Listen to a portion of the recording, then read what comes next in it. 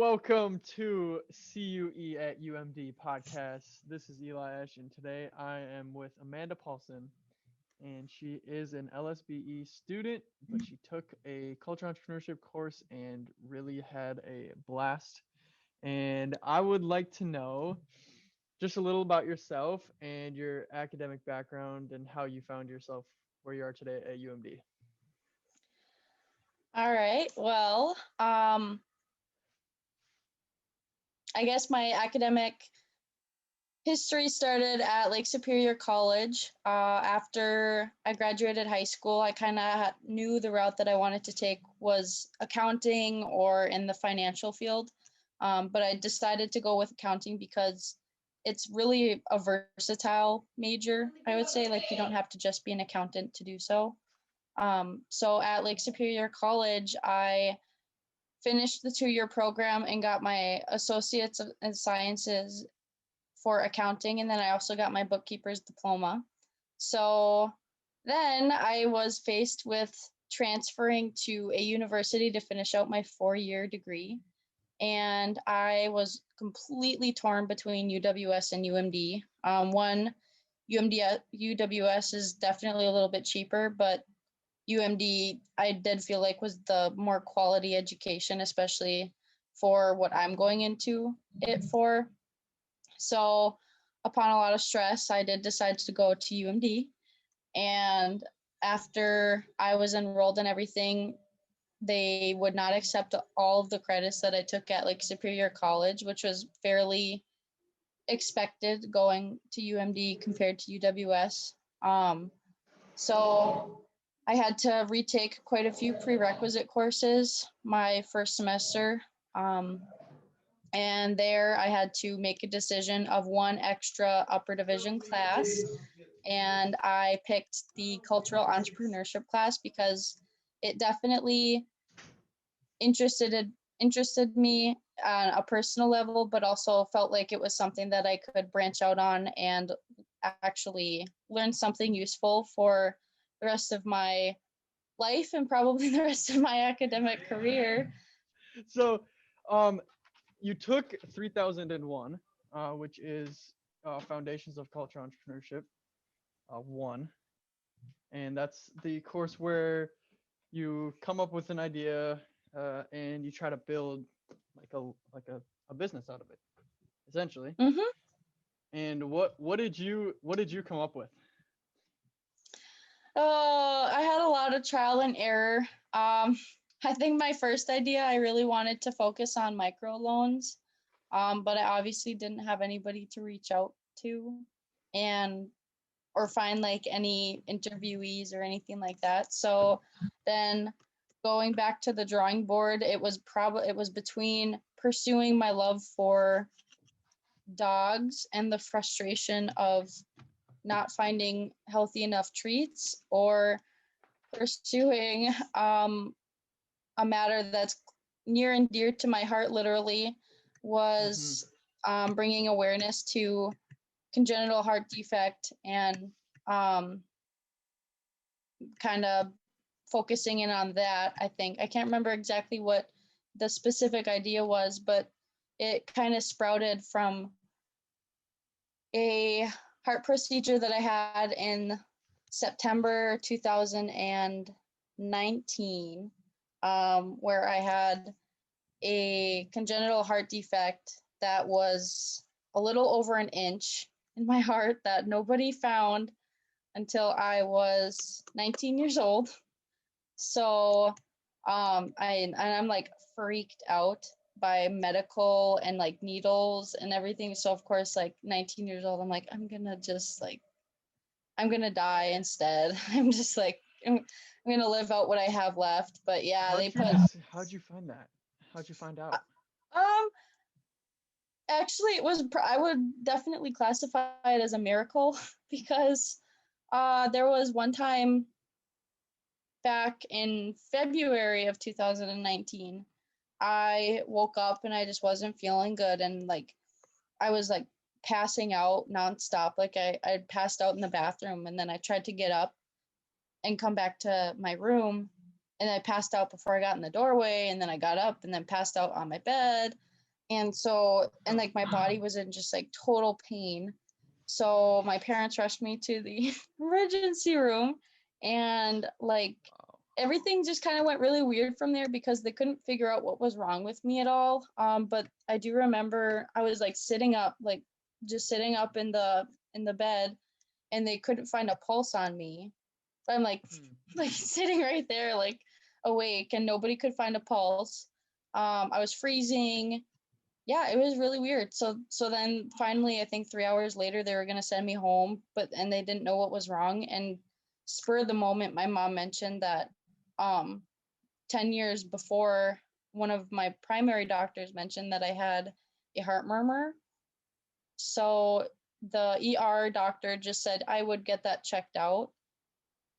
And then after that, I went through multiple tests and they still didn't find anything. I had an echocardiogram, which is like an ultrasound of your heart, and the doctor who I was with didn't see anything. But then I finally made it to a pediatric doctor, and it was definitely a pretty big hole in my heart.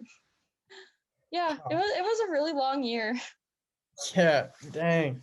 Well, after we got a little personal insight into your life, so like, what are some similarities that you have like been able to notice between the CUE course and LSBE courses? Were there any similarities, or is it just totally on another scale different?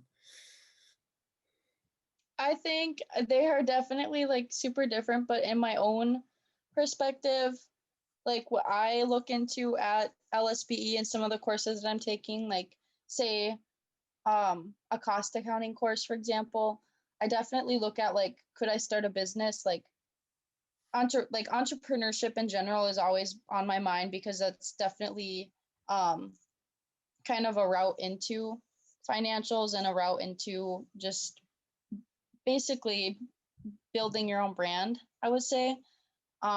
So like from my perspective, there's classes that I'm in and we're learning something and I'm like, oh, how could I start something with my own life based off of this? But the idea generation was definitely not in LSBE anywhere. There's nowhere to be found. So in the CUE course, when we were doing idea generation and everything like that, that was different. Definitely. I can see how idea generation is like definitely totally like out of the box in Mm-hmm. regards to other courses and Yeah. business courses in specific like you. So would you say your learning style is not anything like up the alley of CUE, and you would say you lean more towards a like a business minded person? I would definitely consider myself to be like a logical thinker. I need data in front of me to determine anything. So you're analytical.